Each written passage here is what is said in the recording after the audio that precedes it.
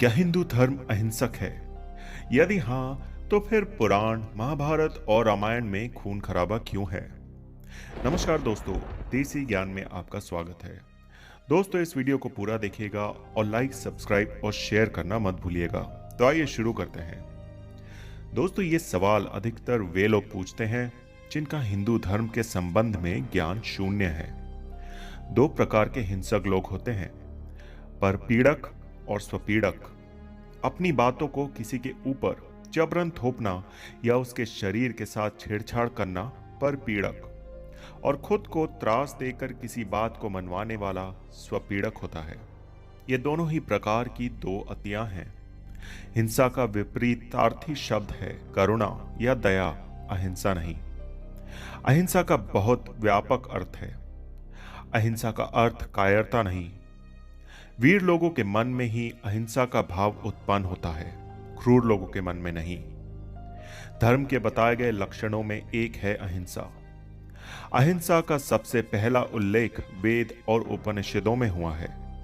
फिर जैन धर्म के प्रवर्तक महावीर स्वामी ने इस शब्द की संवेदना को समझाया। फिर महात्मा बुद्ध ने इसके अर्थ को और व्यापक किया और अंत में पतंजलि ने इसे एक ऐसा अर्थ दिया जो योग के मार्ग पर चलने वालों के लिए उचित है। दरअसल अहिंसा का सिद्धांत मूल रूप से जैन धर्म की देन है। राजा जनक के पूर्वज 21वें तीर्थंकर नमी ने सर्वप्रथम अहिंसा की प्रतिष्ठापना की। फिर तीर्थंकर नेमिनाथ ने इसका व्यापक प्रचार हुआ।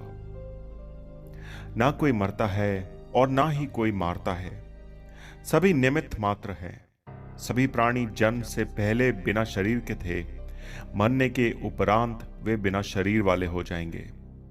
ये तो बीच में ही शरीर वाले देखे जाते हैं, फिर इनका शोक क्यों करते हो? श्री कृष्ण ने कहा। योग के प्रथम अंग का प्रथम सूत्र है अहिंसा। अहिंसा से ही योग की शुरुआत है। अहिंसा का भाव नहीं तो योग में आगे बढ़ना भी मुश्किल है। दरअसल ये विषय उन लोगों के लिए है जिन्हें मोक्ष की कामना है। भगवान महावीर, भगवान बुद्ध और महात्मा गांधी की अहिंसा की धारणाएं अलग अलग थीं। फिर भी महावीर और बुद्ध की अहिंसा से महात्मा गांधी प्रेरित थे। उक्त सभी ने प्राचीन योग शास्त्र के अहिंसा के सूत्र को विस्तृत और गूढ़ आयाम दिया। पहली बात यह है कि अहिंसा उन लोगों का मार्ग है जिनको मोक्ष, कैवल्य, निर्वाण या बुद्धत्व को प्राप्त करना है। मोक्ष या बुद्धत्व के मार्ग पर कायर लोग नहीं चल सकते। इस मार्ग पर वही लोग चल सकते हैं जिन्होंने मरने की ठान रखी है। इसे सरल शब्द में कहें तो मोक्ष के मार्ग में मर जाना, किसी धर्म, संप्रदाय या मत के मार्ग में नहीं। शास्त्रों में कहा गया है कि धर्मपथ अग्निपथ है। योग या ध्यान में एक ऐसी अवस्था आती है जबकि लगता है कि अब मर जाएंगे, बस छोड़ दो। जिसने छोड़ा वो फिर कम से कम इस जन्म में तो पुनः उस अवस्था तक नहीं पहुंच पाता। तो ये मार्ग मोक्ष का है, सांसारिक जीवन का नहीं।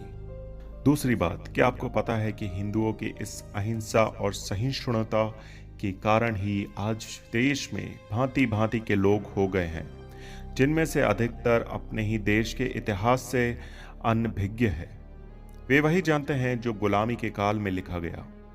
यदि हिंदू अहिंसक नहीं होता तो इस देश में सिर्फ हिंदू ही होता, और यदि हिंदू हिंसक नहीं होता तो अब तक मिट गया होता।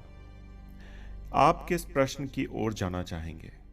दरअसल अहिंसा का सबसे कड़ा संदेश दो ही धर्मों ने दिया है, वे है जैन और बौद्ध। बौद्ध राष्ट्र कितने अहिंसक हैं? अहिंसा का अर्थ यदि आप हिंसा के विपरीत अर्थों में लेते हैं तो आप गलत हैं। आइए अब बात करते हैं सवाल के जवाब के बारे में। इतिहास गवाह है कि हिंदुओं ने कभी अकारण हिंसा नहीं की, कभी किसी देश पर आक्रमण नहीं किया। हाँ, अन्याय के विरुद्ध अवश्य हिंसा या युद्ध किया है। आप जो भी ग्रंथ देखेंगे उसमें अन्याय के विरुद्ध ही लड़ने की बात है। किसी संप्रदाय या मजहब के लिए नहीं। यदि किसी संत, देवी या देवता ने युद्ध किया है तो उस सोच और उस व्यक्ति के खिलाफ जिसके कारण जनता त्रस्त भी है। उन्होंने अपना राज्य स्थापित करने के लिए युद्ध नहीं लड़ा। उन्होंने अपनी विचारधारा को स्थापित करने के लिए युद्ध नहीं लड़ा।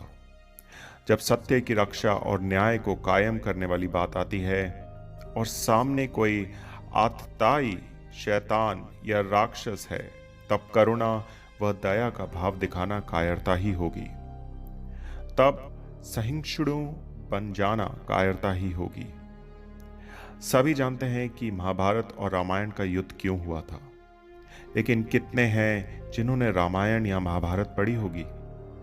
सिर्फ युद्ध के कारण ही उन्हें जाना जाता है। लेकिन जिन्होंने ये दोनों ग्रंथ पढ़े हैं वे जानते हैं कि इसमें युद्ध के कहीं ज्यादा धर्म है। इसी तरह पुराणों में दशावतार की कथाओं के अलावा भी बहुत कुछ है जो हमें धर्म के मर्म को समझाता है। युद्ध का हिस्सा तो इनमें मात्र 10% ही होगा।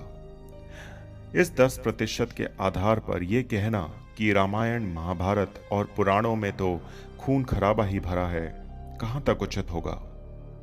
महाभारत में गीता है, विदुर नीति है, भीष्म नीति है और तमाम तरह का वो ज्ञान है जो हमारे जीवन से संबंधित है।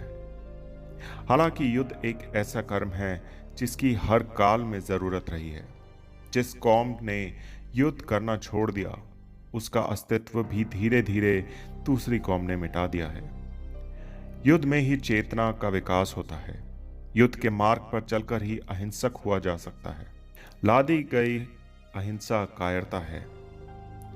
महाभारत में तो एक से एक योद्धा थे, जैसे द्रोण, कर्ण, अर्जुन, भीष्म, प्रद्युम्न, कृपाचार्य आदि, और मायावी में बर्बरी, घटोत्कच आदि।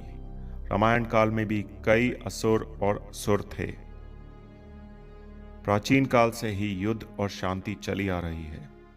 प्राचीन काल में भी युद्ध एक मजबूरी थी और आज भी, लेकिन कोई भी धर्म युद्ध का समर्थन नहीं करता। हिंदुओं के जितने भी शास्त्र हैं उनमें युद्ध का वर्णन तो मिलता है, लेकिन वो आटे में नमक के समान ही है। बाकी तो विज्ञान, धर्म, दर्शन और अध्यात्म की ही बातें भरी पड़ी है। दोस्तों, कमेंट करके हमें ज़रूर बताइएगा कि आप क्या सोचते हैं। और दोस्तों, हमारे चैनल को सब्सक्राइब करना मत भूलिएगा। और हमारे चैनल में और भी कई सारी वीडियोस है जो आपको पसंद आएगी, तो उन वीडियोस को ज़रूर देखिएगा और फेसबुक और व्हाट्सएप पे अपने दोस्तों के साथ उन्हें ज़रूर शेयर कीजिएगा।